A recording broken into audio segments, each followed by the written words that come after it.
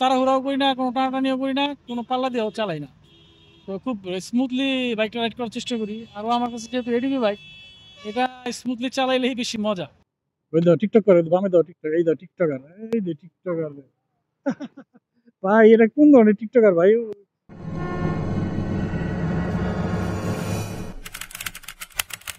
আসসালামু আলাইকুম viewers, welcome to my channel journey with Murad. আজকে মানিকগঞ্জ থেকে বেরিয়ে যাচ্ছি।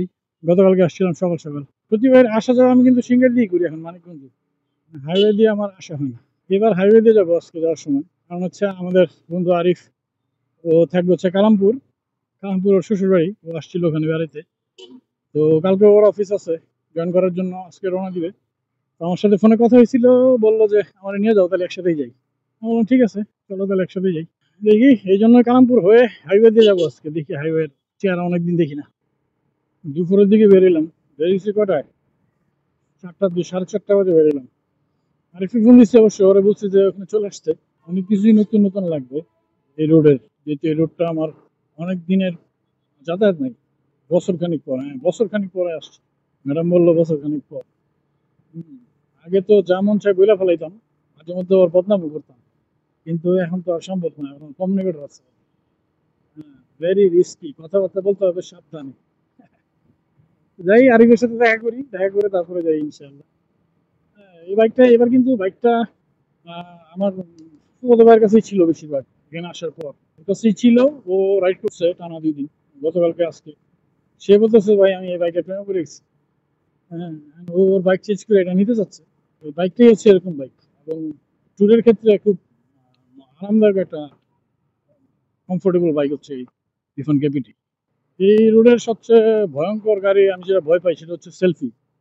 সেলফি গাড়িগুলো খুব বেপরোয়াভাবে চলাফেরা করতো, এখন জানি না কি অবস্থা, বাট আমি খুব ভয় পাই ওদেরকে। কিন্তু বাসের পিছনে যাওয়াটা খুব বিরক্তিকর, কারণ সামনে কিছু দেখা যায় না। অনেক ডিস্টেন্স মেনটেন করে চলতে হবে, নাহলে এটা এটা বের হয়ে গেছে। যদিও ও টানে আছে, এটা বের হওয়াটা এখন বোকামি। সামনে চলে যাক, মাছ গেলে যাই। হাইওয়েতে অলওয়েজ কয়েক সেকেন্ড পর পর লুকিং গ্লাস দেখতে হবে। পিছনের অবস্থানটা আপনাকে না বুঝলে সামনে রাইড করাটা খুব মুশকিল হবে। হাইওয়েতে আবার একটা সুবিধা আছে, অটো, সিএনজি এগুলোর পায়তারা খুব কম, এই একটাই সুবিধা। আর গাড়ির রোডের লেনটা বুঝা যদি চলা যায়, তাহলে রাস্তার ধরন, অবস্থান, গাড়ির চাপ বুঝতে হবে, তারপরে আপনার হাইওয়েতে রাইড করা শুরু হবে। তবে বিগত কয়েক বছরের মধ্যে, গতকালকে যে আসছি মানিকগঞ্জে, এবার সবচেয়ে বেশি শান্তি পেয়েছি। না বৃষ্টি, হ্যাঁ, প্রচন্ড বাতাস ছিল, ওয়েদারটা খুবই ঠান্ডা ছিল, বৃষ্টি হয় নাই কিন্তু ওয়েদারটা খুবই ঠান্ডা ছিল। হ্যাঁ, এই জন্য থাইকা মজা পাইলাম, ঘুরে মজা পাইলাম। ভিডিও তো দেখছেন আপনারা, যে সমস্ত রাস্তায় গেছি, ওয়েদারটা ছিল একদম ওয়াও লেভেলের ওয়েদার।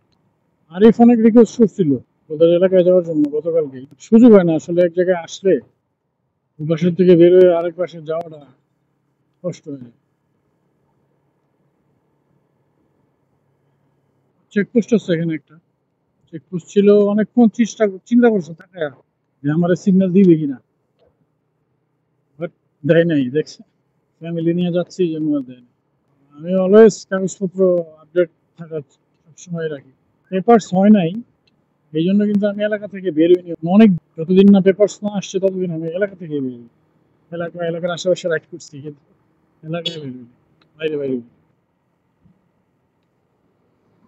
বললাম না সেলফি, আরামি আরামি এরা ওভারটেক করে দিল সুন্দর মতো, দেখলো যে গাড়িটা দেখতেছে। ওই আমার আরেকটা পিছনে কেপিআর আছে একটা, ওই যে ভাই কেপিআর দেখছেন পুরো ম্যাচিং করে নিচ্ছে। লিফানের রেকর্ডটা বা সর্বোচ্চ মানে ফেমাস মডেল যদি থাকে সেটা হচ্ছে কেপিআর। আরিফে রিসিভ করার জন্য কালামপুর পেট্রোল পাম্পের এদিকে আছে এখন। ম্যাডামে নিয়ে এবার মানিকগঞ্জ একটা ট্যুর দিলাম।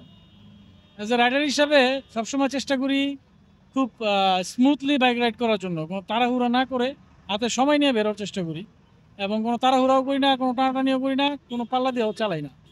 তো খুব স্মুথলি বাইকটা রাইড করার চেষ্টা করি। আরও আমার কাছে যেহেতু এডিবি বাইক, এটা স্মুথলি চালাইলেই বেশি মজা, টানাটানি না করে। যদিও পাওয়ারফুল একটা বাইক, তারপরেও টানাটানি করি না, এবং সকল সেফটি মেনটেন করে চলার চেষ্টা করি। তো আপনাদেরকেও আমার রিকোয়েস্ট থাকবে যে ফ্যামিলি নিয়ে বেরোন বা একা বেরোন, তাড়াহুড়া না করে, টানাটানি না করে, প্লিজ একটু সেফভাবে বাইক রাইড করার চেষ্টা করবো আমরা। তো দেখি আরিফ আসুক, আসলে পরবর্তী আপডেট দিব ইনশাল্লাহ। পৌনে ১ ঘন্টা আমরা দাঁড়ায় ছিলাম। এটা একটা শাস্তি আমাদের জন্য। এই যে আরিফের জন্য। হ্যাঁ, আরিফের চেহারা অনেকে ভুলে গেছেন ভিডিওতে না আসতে আসতে। আবার দেখা দিলাম। হ্যাঁ, ও এই পৌনে ১ ঘন্টা আমাদের দাঁড়া করায় রাইখা এখন আসছে। তো এখন আমরা আবার ঢাকার উদ্দেশ্যে রওনা দিব ইনশাআল্লাহ।